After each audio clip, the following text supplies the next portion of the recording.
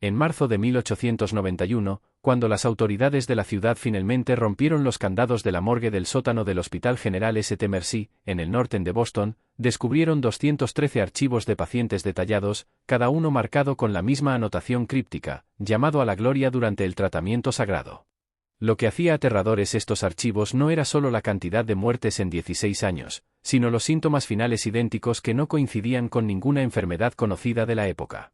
La diócesis católica selló inmediatamente todos los registros, pero no antes de que los investigadores copiaran documentos que revelaban un patrón tan perturbador que desafiaría todo lo que la comunidad de inmigrantes irlandeses creía sobre la curación divina. Antes de adentrarnos en esta escalofriante historia del Hospital General St. Mercy, debo decirte algo. Este canal no es para todos. Solo las almas más valientes se atreven a explorar los rincones más oscuros de la historia religiosa de Estados Unidos. Y pocos canales tienen el valor de contar las historias que contamos aquí. Si eres una de esas raras personas que no teme descubrir las verdades aterradoras que las instituciones poderosas intentaron enterrar, entonces presiona el botón de suscribirte ahora mismo. Y quiero saberlo, comenta abajo y dime desde qué ciudad o estado nos escuchas. ¿Eres lo suficientemente valiente para ser parte de nuestra comunidad de buscadores de la verdad? Descubramos juntos lo que realmente ocurrió en aquellas cámaras subterráneas del Hospital General St. Mercy. La historia que estoy a punto de contarte comienza en 1874, pero sus raíces se remontan a la terrible hambruna de la papa que llevó a cientos de miles de católicos irlandeses a las costas de América, trayendo solo esperanza y una fe desesperada.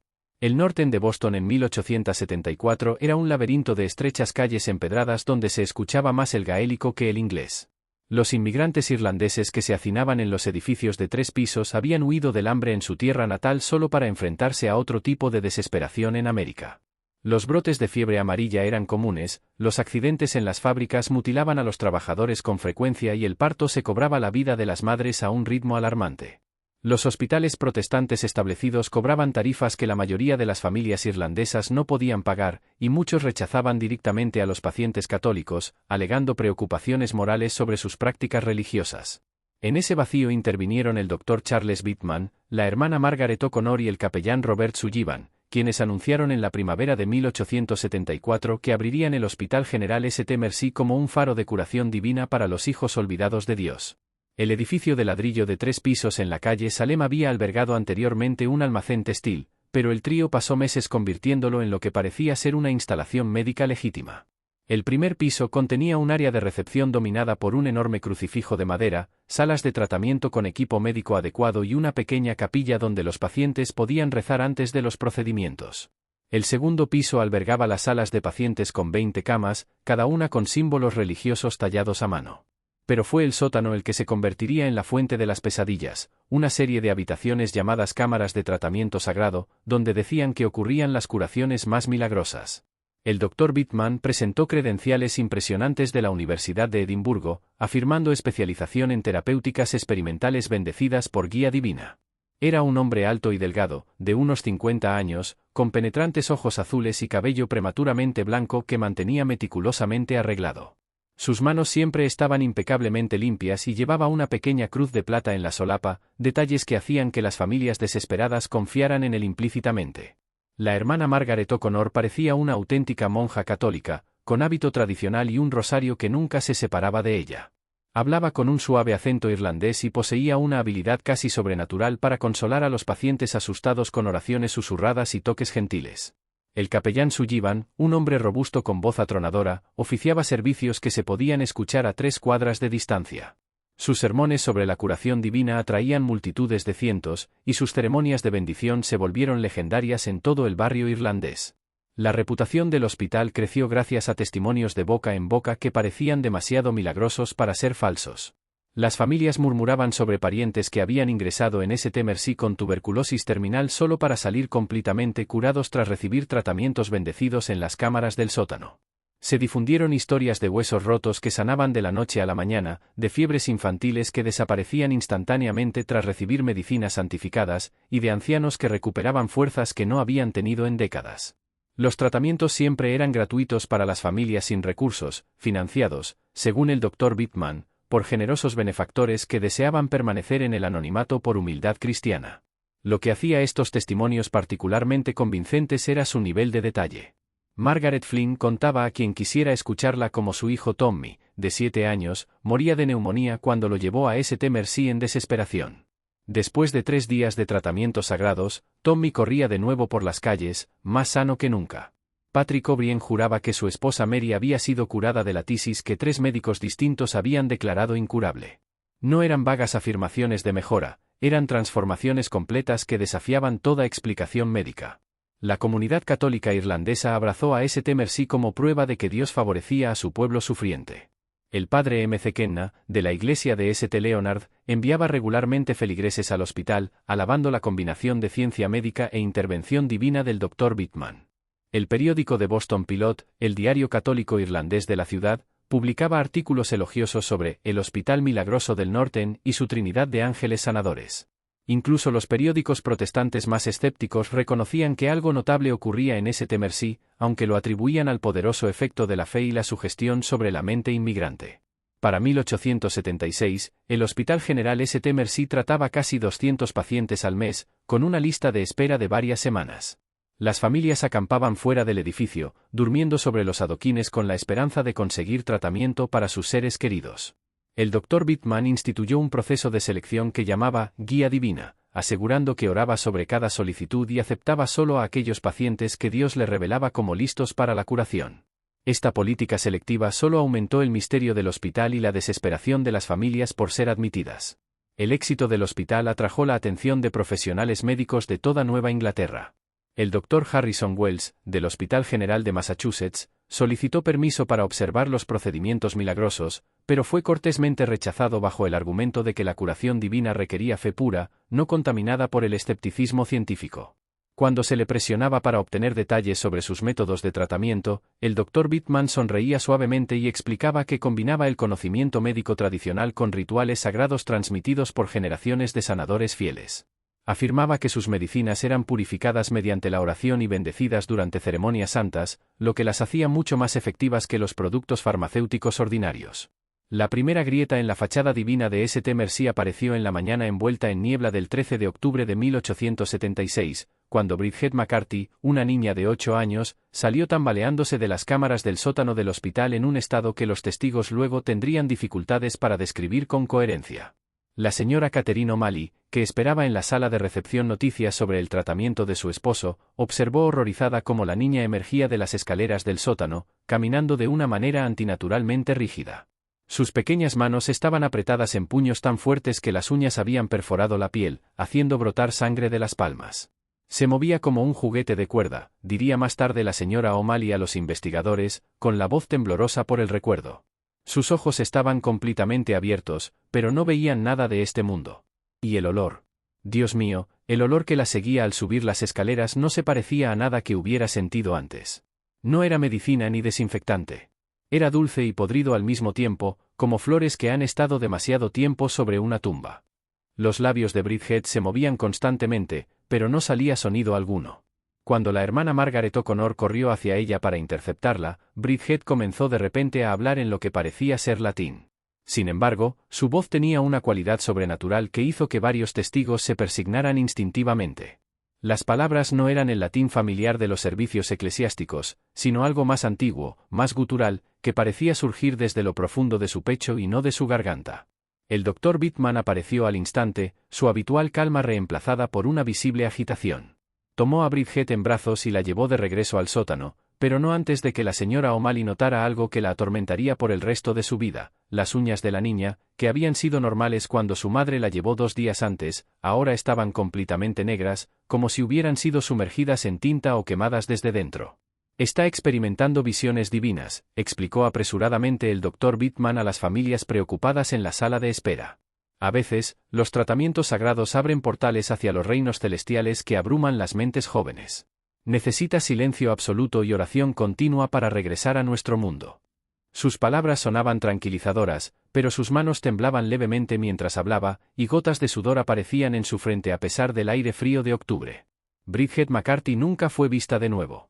Cuando su madre, Ellen McCarthy, llegó al día siguiente para conocer el progreso de su hija, la hermana Margaret O'Connor la recibió en la recepción con lágrimas en los ojos y una devastadora noticia.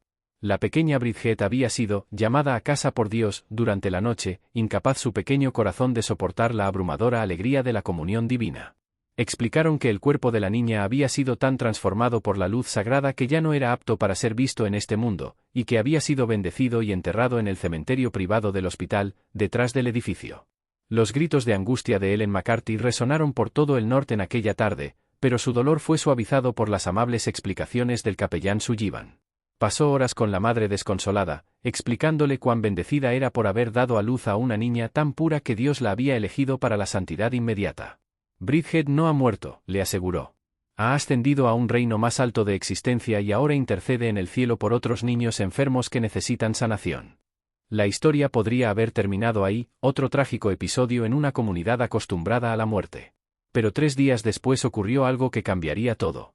El señor Patrick O'Malley, esposo de Catherine, salió de su propio tratamiento en el sótano completamente curado de la tuberculosis que lo había estado matando lentamente durante meses. Su recuperación fue tan total y tan dramática que eclipsó cualquier duda persistente sobre los extraños últimos momentos de Bridget McCarthy. Patrick O'Malley vivió 37 años más, muriendo pacíficamente en su cama a los 79 años, con sus pulmones perfectamente sanos hasta el último día de su vida. La noticia de la milagrosa curación de Patrick se extendió por el barrio irlandés como un reguero de pólvora, y para finales de octubre, el Hospital General St. Mercy tenía más solicitudes de ingreso que nunca. Ellen McCarthy, pese a su dolor, empezó a decir a sus vecinos que quizá el sacrificio de su hija había contribuido, de algún modo, a la curación de Patrick. Tal vez el alma pura de Bridget habló con Dios en nombre del señor O'Malley, decía entre lágrimas. Tal vez su muerte no fue en vano. Pero la señora O'Malley no podía olvidar lo que había visto, y comenzó a observar más atentamente a los otros pacientes que recibían tratamientos en el sótano. En los meses siguientes, notó un patrón inquietante: los pacientes que entraban a las cámaras de tratamiento sagrado caían en 2 categorías distintas, los que salían completamente curados, como su marido, y los que no salían jamás. No había punto intermedio, ni recuperaciones parciales ni mejorías graduales. Era o bien una curación milagrosa o la muerte, sin nada entre ambas. La fe de la comunidad en St. Mercy permanecía inquebrantable, porque los casos exitosos eran tan visibles que eclipsaban las pérdidas. Los pacientes curados caminaban por el vecindario como testimonio viviente de la intervención divina, mientras que las muertes se explicaban como la voluntad de Dios, que llamaba a los más puros al cielo. La reputación del Dr. Bittman como sanador milagroso siguió creciendo, atrayendo pacientes desde lugares tan lejanos como Nueva York y Filadelfia. Para el invierno de 1878, el Hospital General St. Mercy se había convertido en algo más que una instalación médica, se había transformado en el corazón espiritual de la comunidad católica irlandesa de Boston. Los servicios dominicales dirigidos por el capellán Sullivan reunían a más de 400 personas que llenaban la capilla ampliada del hospital y se desbordaban hacia las salas de tratamiento. Sus sermones se centraban en temas de sufrimiento, sacrificio y prueba divina, preparando psicológicamente a las familias para la posibilidad de que sus seres queridos fueran elegidos para servir en el cielo. Durante este periodo, los métodos del Dr. Bittman se volvieron cada vez más ritualizados. Los pacientes seleccionados para los tratamientos en el sótano pasaban por elaboradas ceremonias de preparación que duraban 3 días. La hermana Margaret O'Connor los guiaba a través de intensas sesiones de oración, ayunos y lo que ella llamaba rituales de purificación espiritual, que incluían el consumo de tés especiales elaborados con hierbas que, según afirmaba, habían sido bendecidas por obispos en Roma. A las familias se les decía que esas preparaciones eran necesarias para hacer a los pacientes dignos de la sanación divina, y que cualquier atajo o pensamiento impuro podía impedir que ocurrieran los milagros. El éxito del hospital atrajo la atención de familias católicas adineradas de toda Nueva Inglaterra, que comenzaron a hacer donaciones sustanciales para apoyar la obra milagrosa que se realizaba en el norte de Boston. La familia Fitzgerald, de Providence, donó $5,000 en 1879 después de que la tisis de su hija fuera curada tras una semana de tratamientos en el sótano. Los O'Brien de Hartford contribuyeron con $3,000 después de que la columna rota de su hijo se curara de la noche a la mañana. Estas donaciones permitieron al Dr. Bittman ampliar las instalaciones del sótano, añadiendo lo que llamó cámaras avanzadas de tratamiento sagrado, equipadas con aparatos especializados que, según él, estaban diseñados de acuerdo con planos divinos revelados mediante la oración y la meditación. Sin embargo, no todos en la comunidad médica estaban convencidos de la legitimidad de St. Mercy. El Dr. Samuel Richardson, del Hospital Municipal de Boston, había estado documentando en silencio los certificados de defunción emitidos por el Hospital General St. Mercy, y notó varias anomalías inquietantes. Las causas de muerte que figuraban en los certificados a menudo no coincidían con los síntomas descritos por los familiares antes del inicio del tratamiento. Pacientes que ingresaban con tuberculosis eran registrados como muertos por insuficiencia cardíaca. Niños que habían sido llevados con fracturas aparecían como fallecidos a causa de fiebre cerebral. Lo más desconcertante era que la hora de la muerte siempre se registraba entre las 2 y las 4 de la madrugada, sin importar cuándo afirmaban los familiares que sus seres queridos realmente habían fallecido. Las sospechas del Dr. Richardson se profundizaron cuando intentó examinar algunos de los cuerpos en la funeraria Flanagan, que se encargaba de los entierros para familias sin recursos. Michael Flanagan, el director de la funeraria, le confesó que los cuerpos procedentes de St. Mercy llegaban en ataúdes sellados, con instrucciones explícitas de que no debían abrirse bajo ninguna circunstancia. El hospital dice que es por razones de salud pública, explicó Flanagan nerviosamente. Pero llevo 20 años manejando cadáveres de enfermos y jamás he visto restricciones como estas. Entregan los ataúdes en mitad de la noche, siempre con 2 hombres que esperan a que firme los papeles y se marchan enseguida. Algo en todo esto no me da buena espina. Cuando el Dr. Richardson intentó comunicar sus preocupaciones a las autoridades sanitarias de la ciudad, le informaron que el Hospital General St. Mercy estaba bajo la protección de la Diócesis Católica de Boston, y que cualquier investigación debía ser autorizada por las autoridades eclesiásticas y no por el gobierno civil. El propio obispo Williams había visitado el hospital en varias ocasiones y había elogiado públicamente la integración del Dr. Bittman de la ciencia médica con la sanación divina. Ese respaldo episcopal hacía prácticamente imposible que las autoridades seculares investigaran el hospital sin parecer que atacaban a la Iglesia Católica. Mientras tanto, la señora Catherine O'Malley había iniciado su propia investigación informal, motivada por el recuerdo de los terribles últimos momentos de la pequeña Bridget McCarthy. Comenzó a visitar a las familias que habían perdido seres queridos en St. Mercy, ofreciéndoles consuelo y registrando cuidadosamente sus testimonios. Lo que descubrió fue un patrón de similitudes que iba mucho más allá de la coincidencia. Todas las familias describían idénticos síntomas finales, violentas convulsiones que duraban exactamente 13 minutos, uñas completamente ennegrecidas y un olor dulce y podrido que impregnaba su ropa durante semanas después de la muerte. Aún más inquietantes fueron los relatos de lo que sucedía justo antes del fallecimiento. Varios testigos afirmaban haber escuchado a sus familiares hablar en lenguas desconocidas, recitando lo que sonaban como ecuaciones matemáticas o fórmulas químicas con voces que no parecían enteramente humanas. Sarah Murphy juró que su marido moribundo pasó su última hora repitiendo una serie de números en secuencia perfecta, como si estuviera leyendo de un documento invisible. Decía los mismos números una y otra vez, relató entre lágrimas. 73.4, 4, 41, 7, 92.1. Luego hacía una pausa exacta de 30 segundos y volvía a empezar. Su voz se hacía más profunda cada vez, como si alguien más hablara a través de él. Thomas Kelly contó que su hija había descrito con precisión el interior de edificios que jamás había visitado y personas que nunca había conocido, como si estuviera observando eventos que ocurrían en lugares distantes.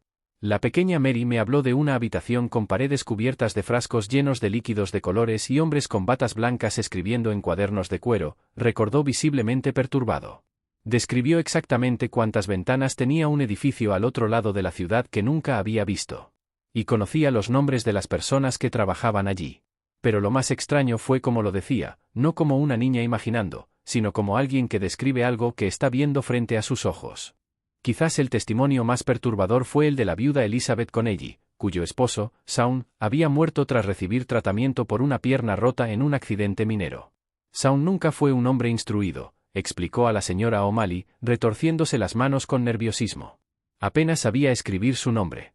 Pero en sus últimas horas hablaba un latín perfecto. No el latín de las misas, sino algo completamente distinto. El padre M. Kenna vino a darle la extremaunción, y ni siquiera él reconoció las palabras que Shaun pronunciaba. Luego me dijo que algunas parecían términos médicos antiguos que solo un médico universitario entendería. El relato de Elizabeth se volvió aún más escalofriante a medida que continuaba, pero lo que realmente me asustó fue cómo cambió su personalidad. Se volvió frío, calculador. Me hacía preguntas sobre nuestras finanzas, sobre nuestra familia, y si alguien vendría a buscarlo si desaparecía. No eran los delirios de un moribundo, sino las preguntas metódicas de alguien que recopilaba información. Cuando le pregunté por qué quería saber esas cosas, me miró con unos ojos que ya no parecían suyos y me dijo, «La información tiene valor, Elizabeth. Todo tiene valor si conoces a los compradores adecuados». La señora O'Malley también documentó el caso del joven Timothy O'Brien, de 12 años, que había sido llevado a St. Mercy con una neumonía grave. Su madre, Margaret O'Brien, describió síntomas que desafiaban toda explicación médica. Timothy comenzó a hablar en lo que sonaba como alemán o algún otro idioma extranjero, relató Margaret en voz apenas audible. Pero también dibujaba figuras, diagramas detallados de aparatos mecánicos y dispositivos químicos que ningún niño de su edad podría imaginar, y mucho menos dibujar con tal precisión. Cuando le pregunté dónde había aprendido eso, me dijo que las imágenes ya estaban en su cabeza, esperando ser dibujadas. El aspecto más inquietante del caso de Timothy fue su aparente conocimiento de eventos futuros. Me dijo exactamente cuándo sonarían las campanas de la iglesia cada día, predijo cuándo llovería y sabía que vecinos vendrían antes de que llegaran, continuó Margaret. Pero también predijo su propia muerte, hasta el minuto exacto. La mañana de su último día, me dijo que moriría a las 3:47 de la tarde y que su cuerpo sería llevado en una caja de madera esa misma noche. Todo ocurrió exactamente como él dijo. Cada vez que la señora O'Malley creía estar descubriendo pruebas de algo siniestro, aparecía uno de los pacientes milagrosamente curados, cuyas recuperaciones tan completas y espectaculares desafiaban sus crecientes sospechas. Su propio marido, Patrick, seguía perfectamente sano, con una capacidad pulmonar que superaba la de hombres 20 años más jóvenes. Michael Sullivan, que había sufrido lesiones en un accidente de construcción que deberían haberlo dejado paralizado, trabajaba ahora jornadas de 14 horas sin mostrar fatiga alguna. Estos casos de éxito eran imposibles de descartar o explicar racionalmente, creando una paradoja enloquecedora que mantenía intacta la fe de la comunidad, a pesar de las crecientes evidencias de que algo andaba terriblemente mal. El invierno de 1880 trajo una tormenta de nieve inusualmente severa que sepultó Boston bajo más de 1,5 metros de nieve durante casi 2 semanas. Durante este periodo, cuando el hospital quedó completamente aislado del mundo exterior, los vecinos informaron haber visto luces extrañas que emanaban de las ventanas del sótano a todas horas de la noche. No eran las luces constantes de lámparas de aceite ni de gas, sino destellos parpadeantes de colores que cambiaban entre verde, azul y un púrpura profundo.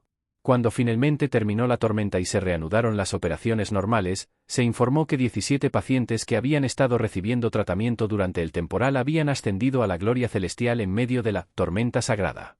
La primavera de 1881 trajo un visitante inesperado al Hospital General St. Mercy, alguien que cambiaría el curso de los acontecimientos para siempre. El padre Joseph Benedetti llegó desde la Congregación para las Causas de los Santos del Vaticano, enviado para investigar las curaciones milagrosas que habían sido reportadas a las autoridades eclesiásticas en Roma.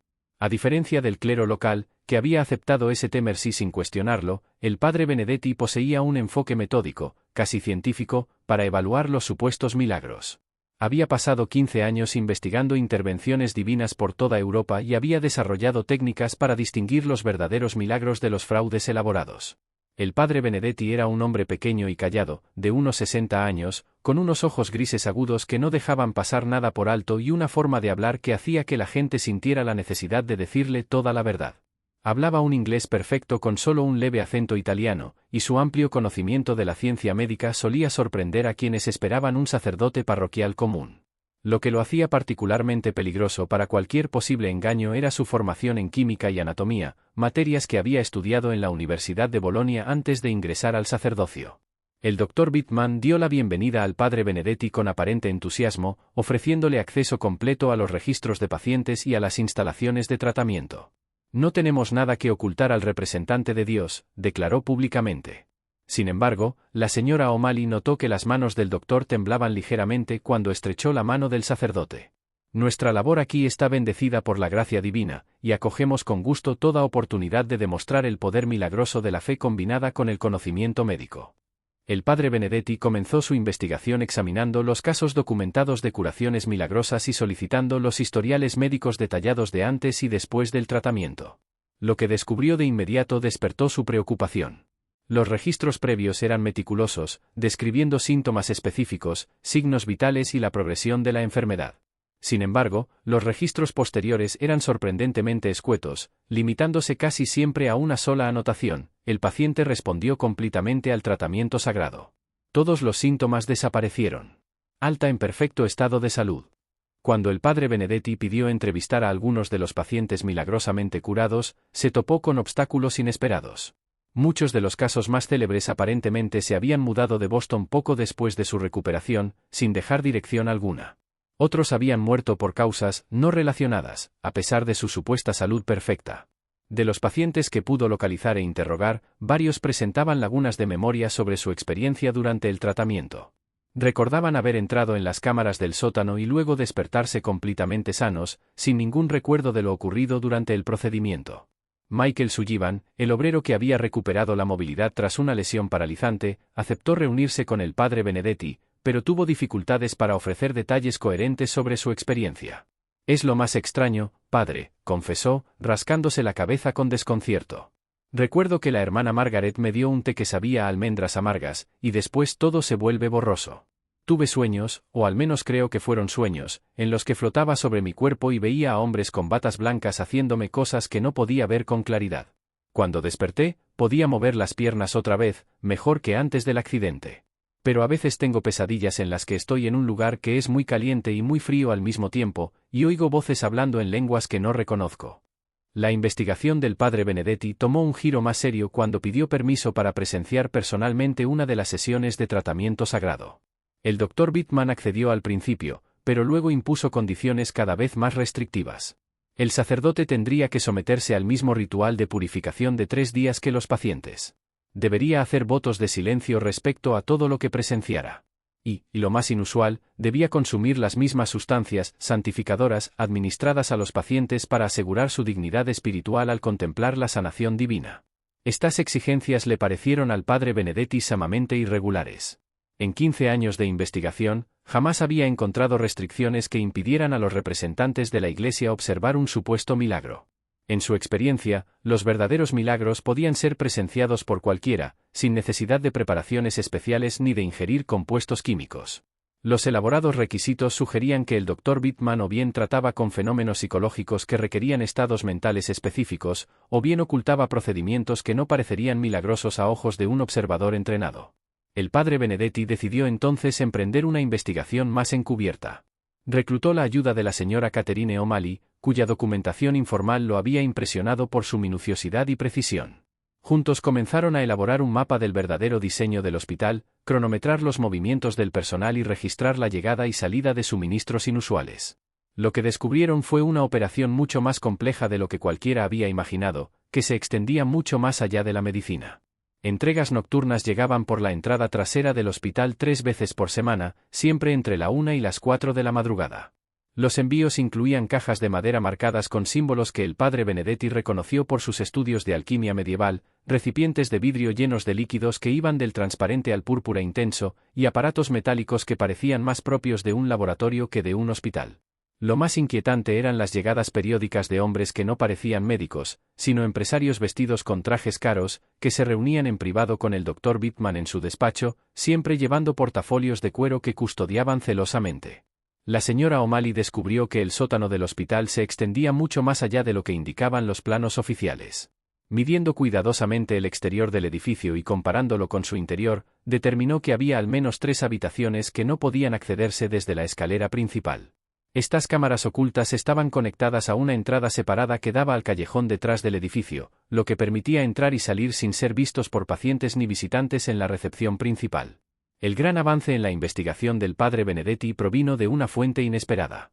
A finales de septiembre de 1881, una joven irlandesa llamada Mally Flanagan lo buscó después de la misa dominical en la iglesia de San Leonardo. Mally trabajaba como costurera en un taller cerca del hospital y había estado observando actividades extrañas durante meses, pero no sabía en quién podía confiar para compartir sus preocupaciones. Su testimonio resultaría ser la clave que revelaría la aterradora verdad sobre el Hospital General St. Mercy. «Padre, trabajo hasta tarde por las noches, a menudo más allá de la medianoche», explicó Mally en voz baja, mirando constantemente a su alrededor para asegurarse de que nadie los escuchara. «La ventana de mi tienda da al callejón detrás del hospital, y he visto cosas que no tienen sentido en un lugar dedicado a curar. Hace 3 noches vi a 4 hombres cargar lo que parecía ser un cuerpo envuelto en lona desde la puerta trasera del hospital hasta un carro. Pero lo que me heló la sangre fue que el cuerpo se movía. No como alguien vivo que lucha, sino que se retorcía y estremecía como si le pasaran electricidad por el cuerpo». Las observaciones de Mally se volvieron aún más inquietantes a medida que continuaba. Los he visto quemando cosas en barriles de metal detrás del edificio, siempre en medio de la noche. El humo que sale de esos fuegos no es normal. Es espeso y verde, y huele tan mal que tengo que cerrar las ventanas incluso en pleno calor. Y padre, se lo juro por la tumba de mi madre, he oído gritos que vienen desde el subsuelo. No son gritos de dolor como los de un enfermo, sino otra cosa, algo que no suena completamente humano. El padre Benedetti comprendió que necesitaba reunir pruebas más concretas antes de hacer cualquier acusación contra una institución tan respetada. Organizó pasar varias noches en la tienda de Mali, observando las actividades traseras del hospital desde su ventana. Lo que presenció durante su vigilancia lo atormentaría por el resto de su vida. La noche del 3 de octubre de 1881, el padre Benedetti vio al Dr. Bittman, a la hermana Margaret O'Connor y a dos hombres desconocidos vestidos con batas blancas salir por la puerta trasera del hospital llevando un cofre de madera del tamaño de un ataúd. El cofre emitía sonidos, no los crujidos propios de la madera, sino un golpeteo rítmico, como si algo dentro intentara comunicarse en código. Los hombres cargaron el cofre en un carro cubierto y partieron hacia el distrito del puerto, regresando 3 horas después con el carro vacío. 2 noches más tarde, el padre Benedetti presenció una escena que lo convenció de que debía actuar de inmediato. Un hombre bien vestido, con un costoso abrigo, llegó a la entrada trasera con un maletín de cuero y fue recibido por el Dr. Bittman. Hablaron brevemente antes de que el extraño entregara el maletín y recibiera a cambio un pequeño frasco de vidrio lleno de un líquido oscuro. Mientras el hombre levantaba el frasco a la luz de la luna, el padre Benedetti pudo verlo examinarlo con la mirada experta de alguien familiarizado con sustancias químicas. La transacción tenía el inconfundible aire de un negocio, no de una consulta médica. El padre Benedetti decidió infiltrarse en el sótano del hospital para obtener pruebas definitivas de las actividades ilegales que allí se llevaban a cabo. Usando su conocimiento del diseño del edificio y de los horarios del personal, logró acceder por una ventana del sótano que daba al callejón la noche del 8 de octubre de 1881. Lo que descubrió en esas cámaras subterráneas superó sus peores expectativas y puso a prueba su fe en la humanidad. El sótano contenía 6 habitaciones que no aparecían en ningún plano oficial del hospital. La primera era un laboratorio elaborado, lleno de aparatos químicos, equipos de destilación y cientos de frascos de vidrio con sustancias que iban desde líquidos transparentes hasta jarabes espesos de colores intensos. Notas detalladas, escritas con 3 caligrafías diferentes, documentaban experimentos que combinaban distintas sustancias químicas, con registros precisos de dosis, reacciones y lo que parecían ser respuestas humanas a las diferentes formulaciones. El padre Benedetti examinó las notas con creciente horror al darse cuenta de la sofisticación de la operación. Los experimentos estaban clasificados por categorías. Los estudios de respuesta neurológica probaban compuestos destinados a alterar la función cerebral y la conciencia. Gráficos detallados mostraban cómo distintas dosis de soluciones a base de mercurio afectaban la capacidad de los pacientes para hablar, recordar y reconocer a sus familiares. Las pruebas de tolerancia cardiovascular registraban los efectos de la digitalina y otras sustancias sobre el corazón, con medidas exactas de cuánta toxina podía resistir un ser humano antes del fallo cardíaco. Lo más perturbador eran los experimentos de transferencia de conciencia, intentos de usar compuestos químicos para inducir estados en los que los pacientes hablaban con conocimientos que nunca habían poseído. Las notas describían ensayos exitosos en los que los sujetos, bajo la influencia de estas fórmulas experimentales, habían demostrado poder leer textos en latín, resolver cálculos matemáticos más allá de su educación y describir lugares que jamás habían visitado. Los investigadores creían estar accediendo químicamente a una especie de conocimiento universal, aunque el padre Benedetti sospechaba algo mucho más siniestro, estaban destruyendo sistemáticamente las mentes de los pacientes mientras documentaban el proceso para vender sus resultados a compradores europeos. El laboratorio contenía aparatos que el sacerdote reconoció de sus estudios universitarios, pero dispuestos en configuraciones que nunca había visto. Bobinas de cobre conectadas a frascos de vidrio con órganos humanos suspendidos en líquidos conservantes. Baterías eléctricas unidas a placas metálicas destinadas a aplicar descargas controladas a sujetos inmovilizados.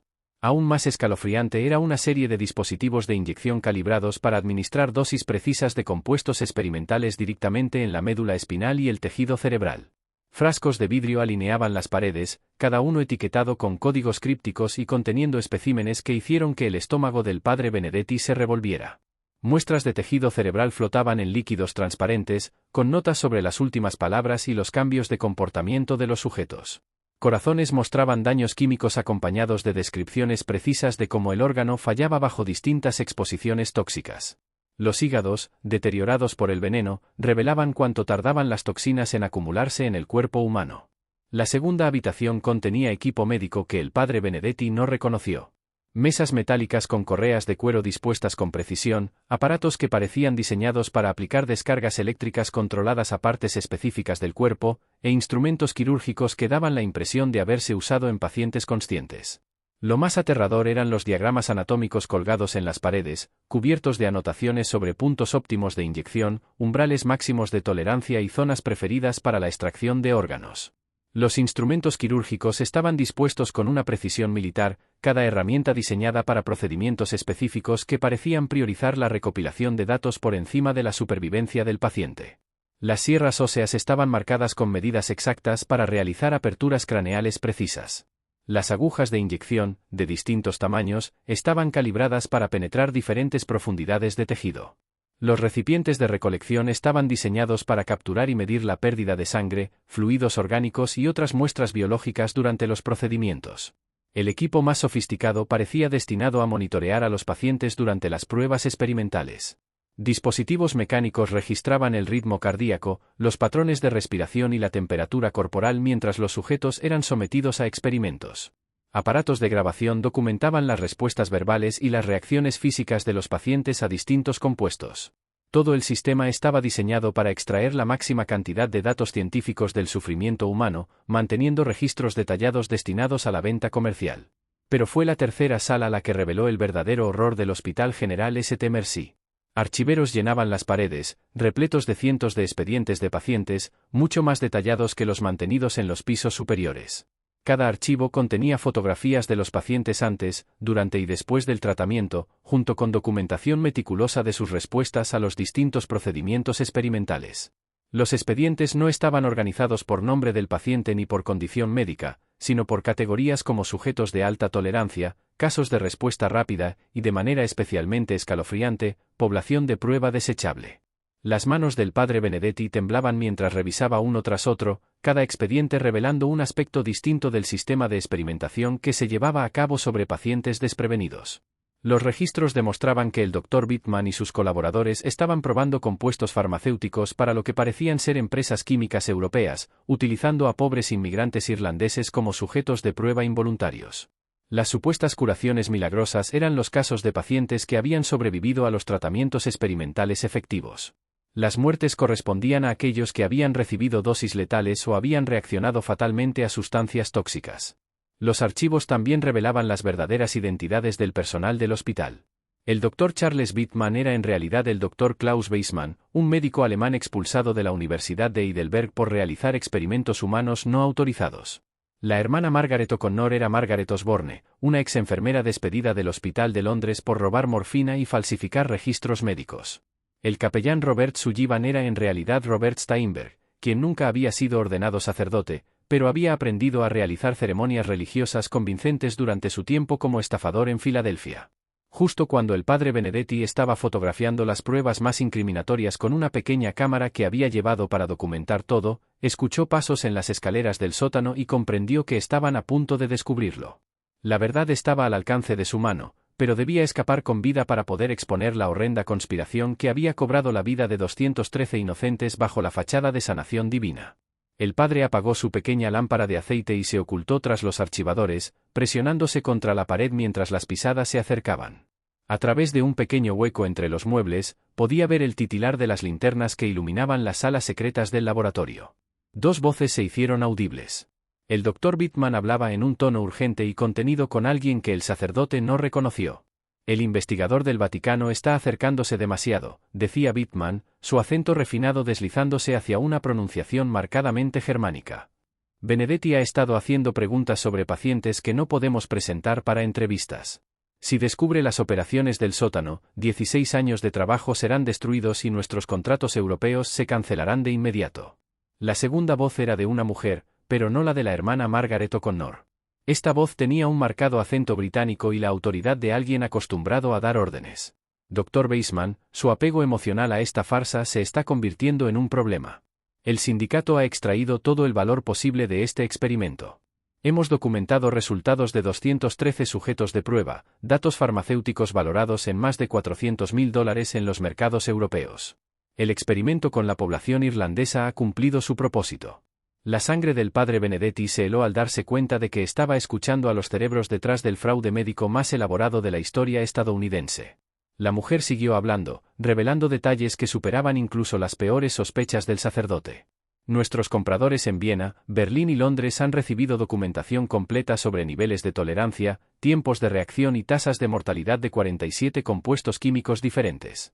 Los estudios de tolerancia a la morfina por sí solos harán avanzar la investigación anestésica por décadas. Los datos sobre respuestas alucinógenas tienen aplicaciones tanto médicas como militares que nuestros contactos consideran extremadamente valiosas.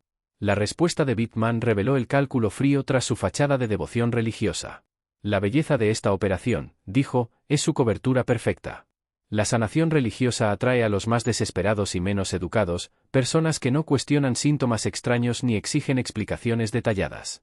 Los inmigrantes irlandeses han sido sujetos de prueba ideales, aislados del mundo médico, obedientes a la autoridad y poco propensos a ser buscados cuando no sobreviven a los procedimientos. Y los sobrevivientes, añadió la mujer con evidente satisfacción, se convierten en testigos involuntarios de nuestra legitimidad. Los pacientes que responden bien a los tratamientos experimentales creen haber experimentado milagros divinos. Sus testimonios atraen más sujetos y disuaden las investigaciones oficiales. Hemos creado un sistema autosuficiente de explotación disfrazado de caridad. El padre Benedetti escuchaba horrorizado mientras hablaban del asesinato sistemático de 213 personas como si se tratara de animales de laboratorio. La conversación revelaba que toda la operación era financiada por un sindicato de compañías farmacéuticas europeas dispuestas a pagar sumas exorbitantes por datos de pruebas humanas que no podían obtener legalmente. El hospital no era más que una fachada elaborada para la experimentación humana, usando la fe religiosa como arma contra los más vulnerables. ¿Y qué hay de Benedetti?, preguntó el Dr. Bittman, su voz revelando una creciente ansiedad. Si completa su investigación y reporta a Roma, la Iglesia Católica exigirá una pesquisa completa de las autoridades estadounidenses. Nuestra cobertura se derrumbará y todos enfrentaremos cargos de asesinato. La respuesta de la mujer hizo que un escalofrío recorriera el cuerpo del sacerdote. Benedetti no completará su investigación, dijo con frialdad. Mañana por la noche, se ofrecerá voluntariamente a someterse al mismo tratamiento sagrado que ha reclamado tantas otras vidas. El buen padre sufrirá una trágica reacción a nuestros compuestos experimentales, y su muerte será registrada como un llamado divino durante la oración. Otro mártir más que añadiremos a la reputación de St. Merci por su trascendencia espiritual. ¿Cómo piensas obligarlo a someterse al tratamiento?, preguntó el Dr. Bittman. La hermana Margaret ya ha comenzado a añadir compuestos psicoactivos leves al vino de comunión en la iglesia de St. Leonard, explicó la mujer con desapego clínico. Benedetti ha estado consumiendo pequeñas cantidades de nuestras formulaciones experimentales durante 3 semanas sin saberlo. Para mañana, su juicio estará lo suficientemente alterado como para que pueda ser convencido de someterse voluntariamente a un tratamiento de purificación espiritual. Una vez que esté en las cámaras del sótano, recibirá las mismas dosis letales que eliminaron a otros pacientes demasiado curiosos acerca de nuestros métodos. El padre Benedetti comprendió que tenía quizás 12 horas para reunir pruebas, escapar del hospital y alertar a las autoridades antes de convertirse en la víctima número 214 de esa monstruosa conspiración. Pero al moverse hacia la ventana del sótano por la que había entrado, su pie golpeó un recipiente metálico, produciendo un sonido que resonó en las cámaras de piedra. La conversación en el piso superior se detuvo de inmediato. Tras un silencio aterrador, la voz del Dr. Bittman se oyó con una calma engañosa. Padre Benedetti, no hay necesidad de seguir escondiéndose. Sabemos que está ahí abajo y sabemos exactamente lo que ha descubierto. ¿Por qué no sube y hablamos de esto como personas civilizadas? La mente del padre Benedetti trabajaba a toda velocidad, comprendía que su única posibilidad de sobrevivir era escapar de inmediato. Escuchó pasos acercándose por las escaleras del sótano y supo que en pocos momentos el laboratorio estaría rodeado. Aferrando las fotografías y documentos que había reunido como evidencia, se dirigió rápidamente hacia la ventana, rezando para que su envejecido cuerpo aún pudiera moverse con la agilidad que la desesperación exigía. Al alcanzar la ventana, escuchó la voz del Dr. Bittman detrás de él, ya sin el disfraz de cortesía. Ha interferido con 16 años de investigación médica revolucionaria, sacerdote. Los datos que hemos recopilado de nuestros sujetos harán avanzar la ciencia farmacéutica por generaciones. No puede detener el progreso en nombre de una moralidad equivocada. El padre Benedetti se deslizó por la ventana del sótano y salió al callejón detrás del Hospital General St. Mercy, sosteniendo las pruebas que revelarían uno de los crímenes más horrendos en la historia médica de Estados Unidos. A sus espaldas oyó sonidos de persecución, pero también algo más, el inconfundible sonido de alguien cargando un rifle. La caza del investigador del Vaticano había comenzado, y debía alcanzar un lugar seguro antes del amanecer si quería vivir lo suficiente para contar la verdad sobre las 213 víctimas de los impíos experimentos de St. Mercy. La huida desesperada del padre Benedetti por las calles antes del amanecer en el norte de Boston lo llevó directamente a la oficina del Dr. Samuel Richardson, en el Hospital Municipal de Boston, el único médico que había cuestionado abiertamente los supuestos milagros de St. Mercy. Juntos pasaron las horas restantes antes del amanecer examinando las fotografías y documentos que revelaban el alcance total de la conspiración. La experiencia médica del Dr. Richardson le permitió interpretar los datos experimentales con una claridad espantosa. Esto no son experimentos aleatorios, explicó mientras revisaba los archivos de los pacientes. Es una prueba farmacéutica sistemática a escala industrial. Mire, estas progresiones de dosis, estaban llevando los compuestos deliberadamente hasta niveles letales para establecer umbrales máximos de tolerancia. Y estas formulaciones químicas, algunos de estos compuestos ni siquiera se conocen en laboratorios estadounidenses. Los estaban importando desde centros de investigación europeos. La documentación reveló que el sindicato había estado operando instalaciones similares en Londres, Berlín y Viena, utilizando distintas poblaciones vulnerables en cada ubicación. La operación de Boston apuntaba específicamente a los inmigrantes irlandeses, cuya marginación de la sociedad estadounidense los convertía en sujetos ideales para la experimentación. Cuando los pacientes morían, las muertes se atribuían a condiciones preexistentes, a la voluntad divina o a causas naturales, sin provocar investigaciones oficiales. El padre Benedetti y el Dr. Richardson enfrentaban una decisión crucial, cómo exponer la conspiración sin dar tiempo a los responsables para destruir pruebas o huir del país. Un enfoque directo ante las autoridades podría arruinar la operación. En cambio, decidieron coordinar redadas simultáneas en el hospital y en varias direcciones mencionadas en los documentos como almacenes de compuestos experimentales. Exactamente a las 6 de la mañana del 9 de octubre de 1881, el padre Benedetti presentó sus pruebas al obispo Williams, mientras el Dr. Richardson alertaba a la policía local y a las autoridades federales. El momento era crítico. El cambio de turno en St. Mercy proporcionaría la mejor oportunidad para arrestar a todos los implicados antes de que pudieran coordinar su fuga. La redada en el Hospital General St. Mercy reveló pruebas que superaban incluso las peores expectativas del padre Benedetti. Además del laboratorio del sótano, los investigadores descubrieron una cámara subterránea oculta que contenía tanques de preservación con órganos humanos, estudios anatómicos detallados y correspondencia con compradores europeos que adquirían especímenes biológicos para investigación. La conspiración no se limitaba a la experimentación farmacéutica, también habían estado extrayendo órganos de los pacientes fallecidos y vendiéndolos a escuelas médicas y centros de investigación que no hacían preguntas sobre su procedencia. El Dr. Klaus Weissmann, conocido como el Dr. Charles Bittman, fue arrestado mientras intentaba destruir documentos en su oficina. Margaret Osborne, que se hacía pasar por la hermana Margaret O'Connor, fue capturada en el puerto cuando intentaba embarcarse rumbo a Liverpool con baúles llenos de archivos de pacientes y muestras químicas. Robert Steinberg, el falso capellán, logró escapar inicialmente, pero fue detenido 3 días después en Nueva York, cuando intentaba embarcarse hacia Hamburgo bajo su verdadero nombre. Los arrestos revelaron conexiones con una red internacional de experimentación humana ilegal que se extendía por 3 continentes. Las autoridades europeas utilizaron las pruebas obtenidas en Boston para realizar redadas en instalaciones similares en Londres, Berlín y Viena, exponiendo finalmente lo que los periódicos llamarían la conspiración médica más extensa de la historia moderna. El destino de las 213 víctimas documentadas se convirtió en objeto de una investigación y controversia continuas. Las exhumaciones en el cementerio privado del hospital revelaron que muchos ataúdes contenían restos de animales o estaban completamente vacíos, lo que sugería que los cuerpos humanos reales habían sido enviados a laboratorios europeos para su estudio posterior. Las familias que habían creído que sus seres queridos murieron de forma natural durante tratamientos médicos descubrieron que en realidad habían sido asesinados por lucro en elaborados experimentos farmacéuticos. Los pocos pacientes que realmente se habían recuperado de sus enfermedades presentaban un dilema moral complejo para los investigadores. Aquellas personas efectivamente habían sanado de graves afecciones médicas, pero su curación había costado la vida de cientos de otros que perecieron en los procedimientos experimentales. Los tratamientos que los salvaron se desarrollaron a través de un asesinato sistemático, creando una paradoja terrible que desafiaba las nociones convencionales de ética médica y de intervención divina. Patrick, el esposo de la señora Catherine Ali, cuya recuperación milagrosa de la tuberculosis había sido uno de los casos más celebrados de St. Merci, luchaba con el conocimiento de que su curación pudo haber contribuido a la muerte de otros pacientes.